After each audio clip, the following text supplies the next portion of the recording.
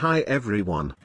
In just one single voyage, this little ship went from being an ordinary workhorse to a true legend. Meet the pilot boat Phantom, built in 1867. Her daily job was tough and often thankless, guiding large ships through dangerous sandbars and shallow waters. But on March 14, 1886, everything changed. The mighty passenger liner SS Oregon, one of the fastest ships in the world, was struck in the side by a coal schooner. With 845 people on board, the proud liner began sinking fast. Then, out of nowhere, help arrived. In the form of a tiny wooden schooner just 75 feet long. It was the pilot boat Phantom.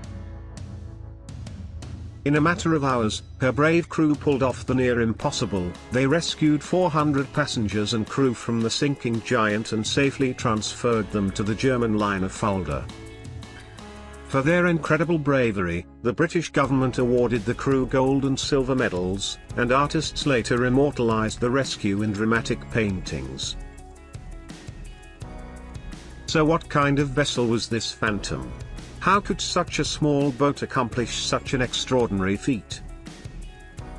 Let's dive into the plans and design of this remarkable little ship.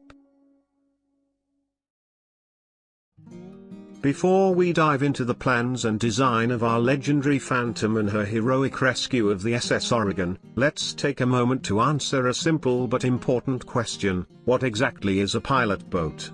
And why were these modest little wooden vessels absolutely essential to world trade in the 19th century?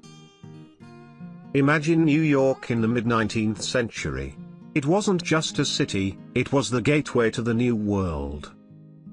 Every single day, dozens of massive sailing ships and steamers tried to enter the harbor, loaded with goods from Europe, Asia, and South America. But there was one big problem: the approaches to the port were littered with shifting sandbars, shallows, and hidden rocks. The captain of a huge vessel carrying millions of dollars in cargo didn't know these waters. He was seeing them for the very first time. One wrong move, just a few feet in the wrong direction, and his ship could run aground, shatter its hull, and sink with all its cargo and passengers. This is exactly where pilot boats came in. Their job wasn't to carry cargo or fight wars.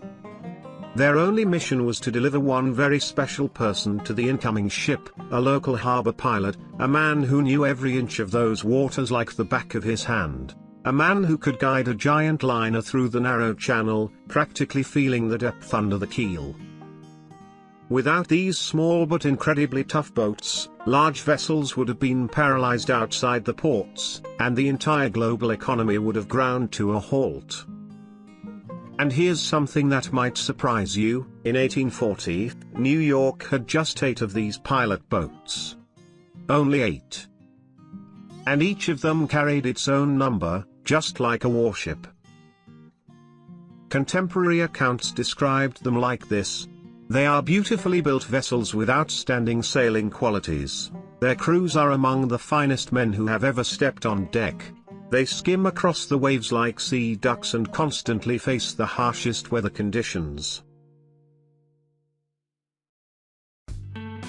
The Phantom was built according to a very special recipe.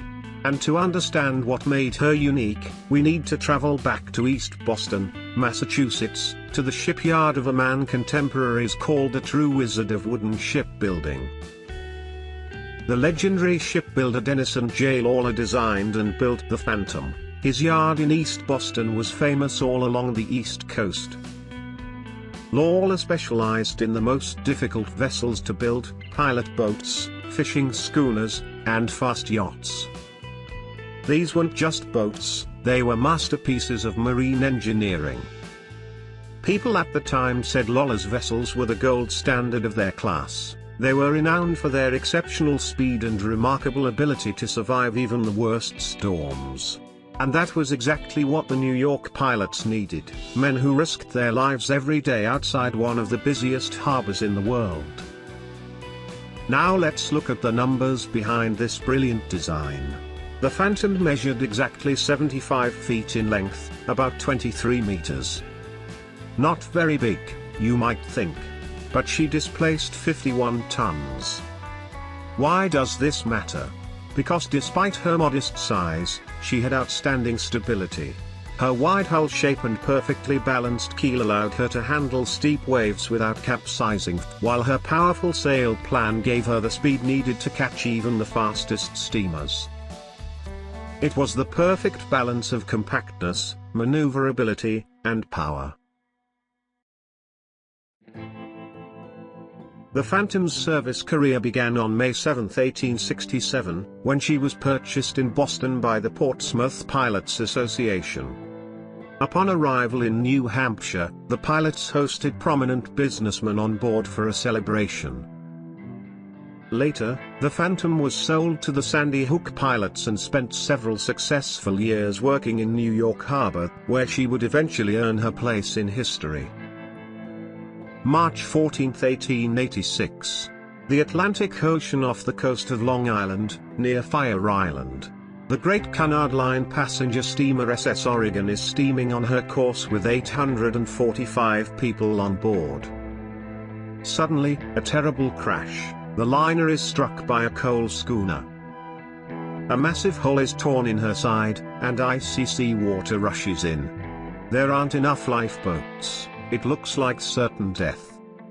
But then, on the horizon, a small wooden schooner appears. It's the New York pilot boat Phantom No. 11, the very same Phantom built by Lawler.